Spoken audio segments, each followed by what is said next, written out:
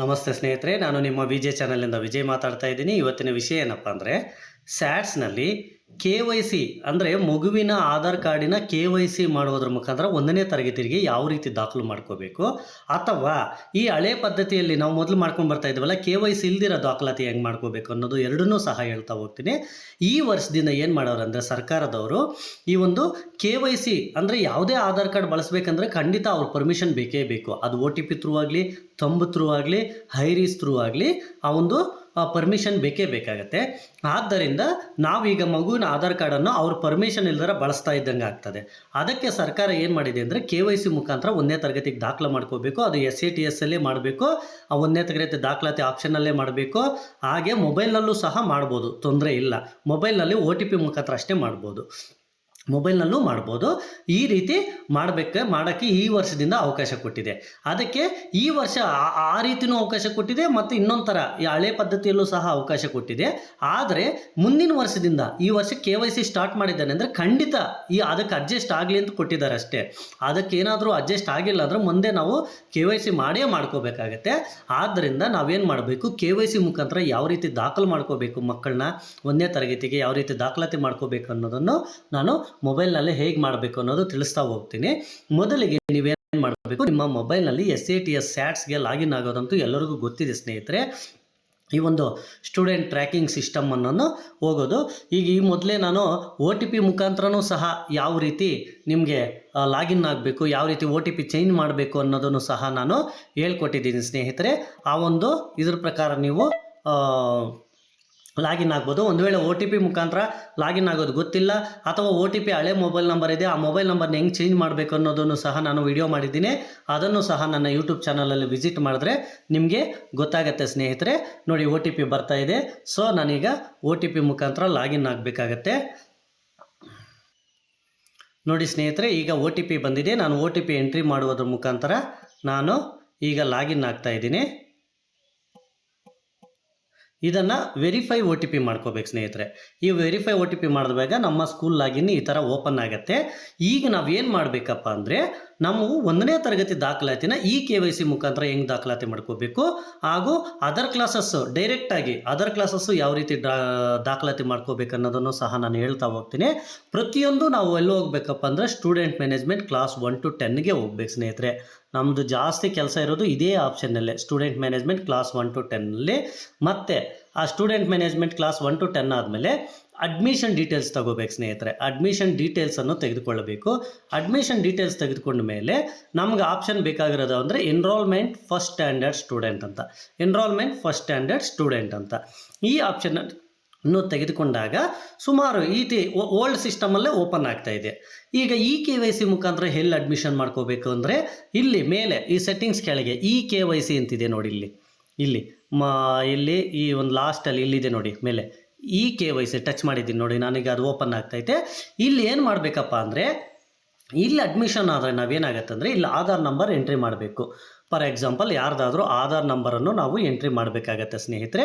ನಾನೇನು ಮಾಡ್ತೀನಿ, for example 000 ಹಾಕ್ತೀನಿ.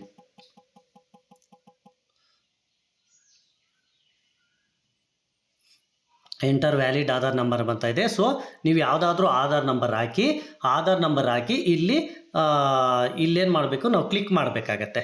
ಈ ಎಲ್ಲ ಒಂದು ಮಾಹಿತಿ ನನಗೆ ನಾನು ಒಪ್ಪಿದ್ದೇನೆ ಅಂತ, ಇದಕ್ಕೆಲ್ಲ ಒಪ್ಪಿಗೆ ಕೊಡ್ತಾ ಇದ್ದೀನಿ ಅಂತ ಯಾರು ಆಧಾರ್ ಇದೆಯಲ್ಲ ಅವರು. ಅದಕ್ಕೇನು ಮಾಡಬೇಕು, ನಾವು ಇಲ್ಲಿ ತುಂಬ ಕೆಳಗೆ ಹೋಗಬೇಕು. ಕೆಳಗೆ ಹೋದ್ಮೇಲೆ ಇಲ್ಲಿ ನಾವು OTP ಆಪ್ಷನ್ ಕೊಟ್ಟರೆ OTP ಬರುತ್ತೆ, ಫೇಸ್ ಕ್ಯಾಪ್ಚರ್ ಬಿಟ್ಟರೆ ಫೇಸ್ ಕ್ಯಾಪ್ಚರ್ ಬರುತ್ತೆ, ಫಿಂಗರ್ ಪ್ರಿಂಟ್ ಸೆರೆ ಹಿಡಿಯುವಿಕೆ ಅಂದರೆ ಅದು ಬರುತ್ತೆ, ಐರಿಸ್ ಸೆರೆ ಹಿಡಿಯುವಿಕೆ.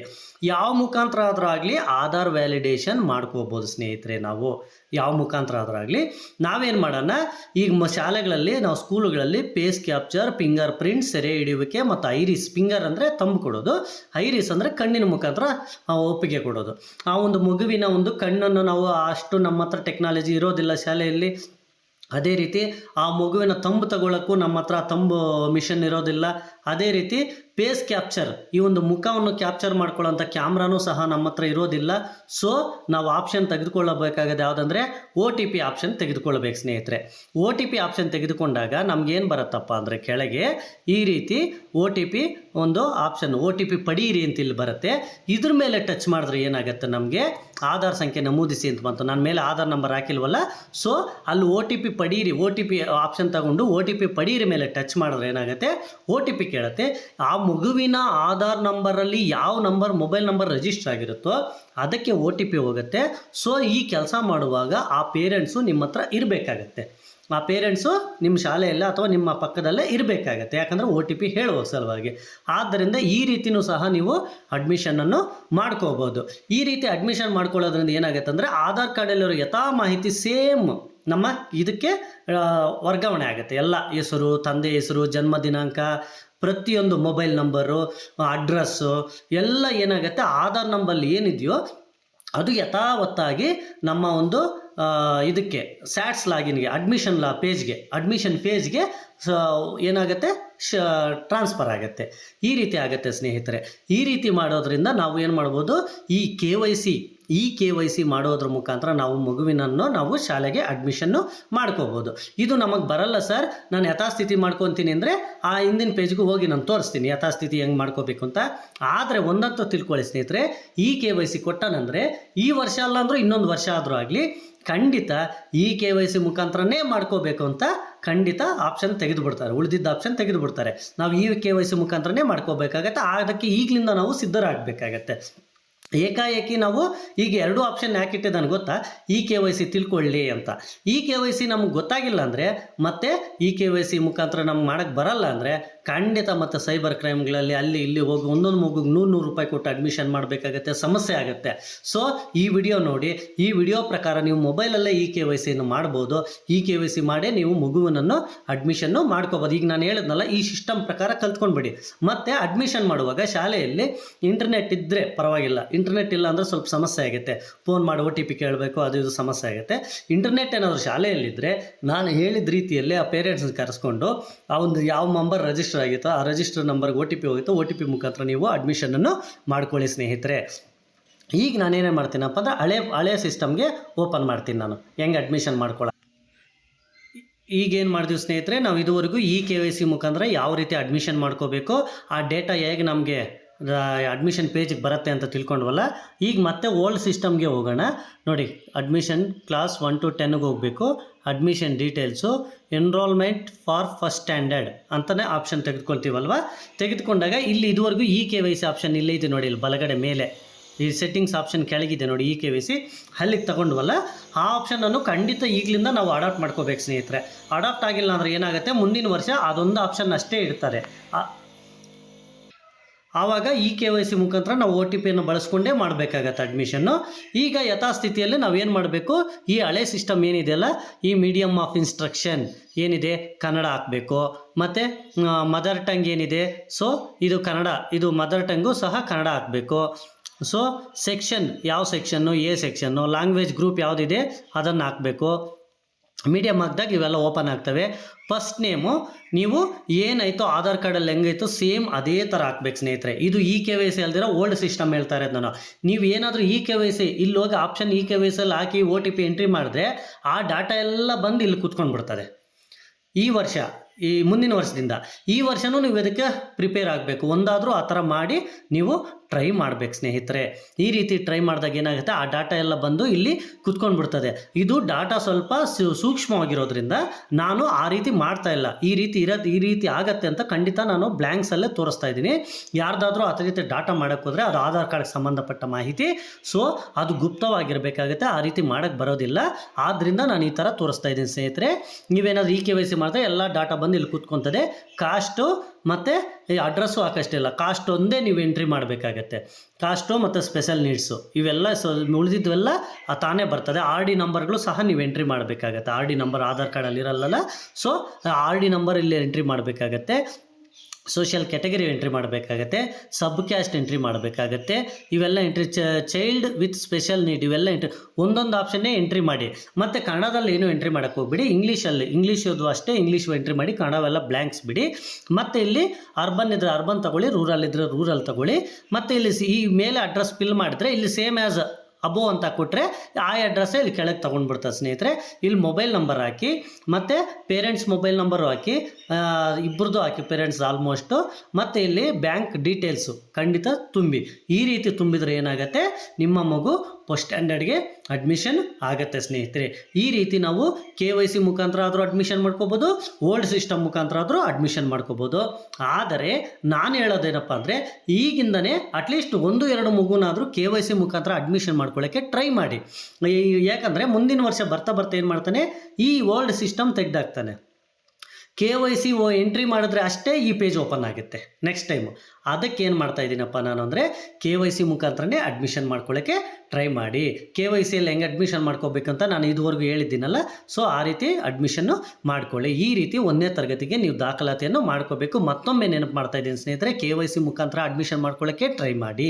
ಯಾಕಪ್ಪ ಅಂದರೆ ಮುಂದಿನ ವರ್ಷ ಈ ಪೇಜ್ ಓಪನ್ ಆಗಲ್ಲ, KYC ಹಾಕಿದ ಮೇಲೆ ಅಷ್ಟೇ ಈ ಪೇಜು ಓಪನ್ ಆಗುತ್ತೆ.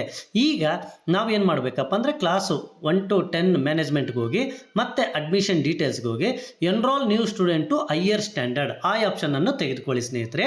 ಇಲ್ಲೂ ಸಹ ನೋಡಿ, ಇದರಲ್ಲಿ ಏನು ಆಪ್ಷನ್ ಅಪ್ಪ ಅಂದರೆ, ಹೈಯರ್ ಸ್ಟೂಡೆಂಟ್ಗೆ ಡೈರೆಕ್ಟಾಗಿ ಮಗುನ ಅಡ್ಮಿಷನ್ ಮಾಡ್ಕೋಬೋದು. ಇದು ಫಾರ್ ಎಕ್ಸಾಂಪಲ್ 8ನೇ ಕ್ಲಾಸು, ವಯಸ್ಸು 8, 9, 10 ಆಗೋಗಿದೆ, ಅವನೆಲ್ಲೂ ಶಾಲೆಗೆ ಸೇರಿಲ್ಲ, ಅವನನ್ನು ಯಾವ ರೀತಿ ಅಡ್ಮಿಷನ್ ಮಾಡ್ಕೋಬೇಕು, ಆ ಮಗುನ ಹೇಗೆ ಅಡ್ಮಿಷನ್ ಮಾಡಬೇಕಂದ್ರೆ ಅವನು ಅಷ್ಟೇ ಆಧಾರ್ ಕಾರ್ಡ್ ಇದ್ದರೆ KYC ಇಲ್ಲೈತೆ ನೋಡಿ ಆಪ್ಷನ್, KYC ಆಪ್ಷನ್ ಮುಖಾಂತರ ಅಡ್ಮಿಷನ್ ಮಾಡ್ಕೋಬೋದು. ಇಲ್ಲಾಂದರೆ ಈ ಎಲ್ಲ ಆಪ್ಷನ್ಸನ್ನು ಎಂಟ್ರಿ ಮಾಡ್ಕೊತ ಅಡ್ಮಿಷನ್ನು ಮಾಡ್ಕೋಬೋದು ಸ್ನೇಹಿತರೆ. ಈ ಟ್ರಾನ್ಸ್ಫರ್ ಸರ್ಟಿಫಿಕೇಟ್ ಅಂತಿದೆಯಲ್ಲ, ಅಲ್ಲಿ ಆ ಹುಡುಗಂದು ಯಾವುದೂ ಇರಲ್ಲ, ಯಾವ ಸ್ಕೂಲಲ್ಲೂ ಇಲ್ಲ. ಅವಾಗ ಏನು ಮಾಡ್ಬೇಕು ನಾವು ಅಂದರೆ, ಯಾವುದಾದ್ರೂ ನಿಮ್ಮೊಂದು ದೃಢೀಕರಣ ಪತ್ರ ಇರ್ತದಲ್ವ, ಆ ದೃಢೀಕರಣ ಪತ್ರ ಆಗಲಿ, ಬೇರೆ ಯಾವುದಾದ್ರೂ ಪತ್ರ ಆಗಲಿ, ಅಥವಾ ಇಲಾಖೆ ಮಾಹಿತಿ ನಮ್ಮ BOS BRP CRP ಏನು ಗೈಡೆನ್ಸ್ ಕೊಡ್ತಾರೋ ಅದ್ರ ಪ್ರಕಾರ ನೀವು ಇಲ್ಲಿ ಫೈಲನ್ನು ಚೂಸ್ ಮಾಡಬೇಕಾಗತ್ತೆ.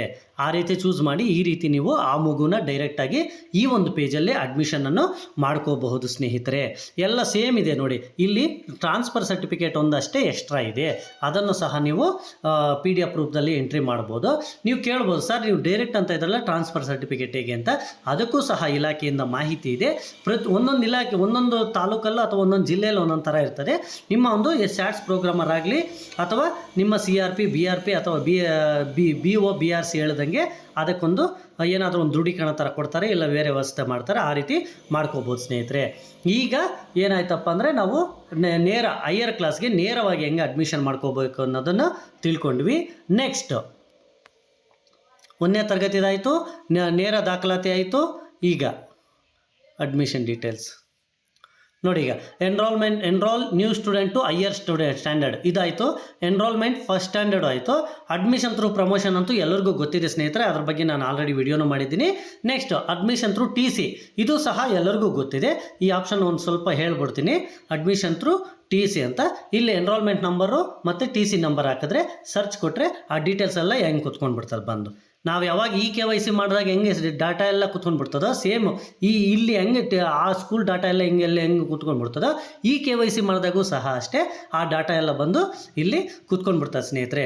ಈ ರೀತಿ ನೀವು 1ನೇ ತರಗತಿಗೆ ಮತ್ತು ಹೈಯರ್ ಕ್ಲಾಸ್ಗೆ 1ನೇ ತರಗತಿಗೆ ನೇರ ನೇಮಕಾತಿ ಮಾಡ್ಕೋಬೋದು, 2, 3, 4, 5ನೇ ಕ್ಲಾಸ್ಗೂ ಸಹ ನೇರ ನೇಮಕಾತಿ ಮಾಡ್ಕೋಬೋದು. ಮತ್ತು admission through TC, admission through promotion, ಇವೆಲ್ಲ ಮಾಹಿತಿನೂ ಸಹ ನಾನು ತಿಳಿಸ್ಕೊಟ್ಟಿದ್ದೇನೆ ಸ್ನೇಹಿತರೆ. ಈ ಒಂದು ವಿಡಿಯೋ ಇಷ್ಟ ಆದರೆ ಲೈಕ್ ಮಾಡಿ, ಶೇರ್ ಮಾಡಿ, ಕಾಮೆಂಟ್ ಮಾಡಿ, ಹಾಗೂ ಸಬ್ಸ್ಕ್ರೈಬ್ ಮಾಡ್ಕೊಳ್ಳಿ. ಹಾಗೆ ಏನಾದರೂ ಡೌಟ್ಸ್ ಇದ್ದರೆ ಖಂಡಿತ ಕಾಮೆಂಟ್ ಮಾಡಿ, ನಾನು ನಿಮಗೆ ರೆಸ್ಪಾನ್ಸ್ ಮಾಡ್ತೀನಿ ಸ್ನೇಹಿತರೆ. ನಿಮ್ಮ Gmailಗೆ ನಿಮ್ಗೆ ರೆಸ್ಪಾನ್ಸ್ ಬರುತ್ತೆ. ಸೊ ಹಾಗೆಯೇ ಮತ್ತೆ ಇನ್ನೊಂದು ವಿಚಾರ ಏನಪ್ಪ ಅಂದರೆ, SATS, UDIS, HRMS ನಮ್ಮ ಒಂದು ಇಲಾಖೆಯ ಆರೋಗ್ಯ ಯೋಜನೆಗಳು ಹಾಗೂ ಇತರೆ ಯೋಜನೆಗಳು, ಎಲ್ಲ ಯೋಜನೆಗಳ ಬಗ್ಗೆ ಸಹ ನಾನು ವಿಡಿಯೋಗಳು ಮಾಡ್ತಾ ಇರ್ತೀನಿ. ಆ ವಿಡಿಯೋಗಳು ನಿಮಗೆ ನೋಟಿಫಿಕೇಶನ್ ರೂಪದಲ್ಲಿ ಬರಬೇಕಂದ್ರೆ ನನ್ನ ಚಾನಲನ್ನು ಸಬ್ಸ್ಕ್ರೈಬ್ ಮಾಡ್ಕೊಳ್ಳಿ ಹಾಗೂ ಫಾಲೋ ಮಾಡಿ.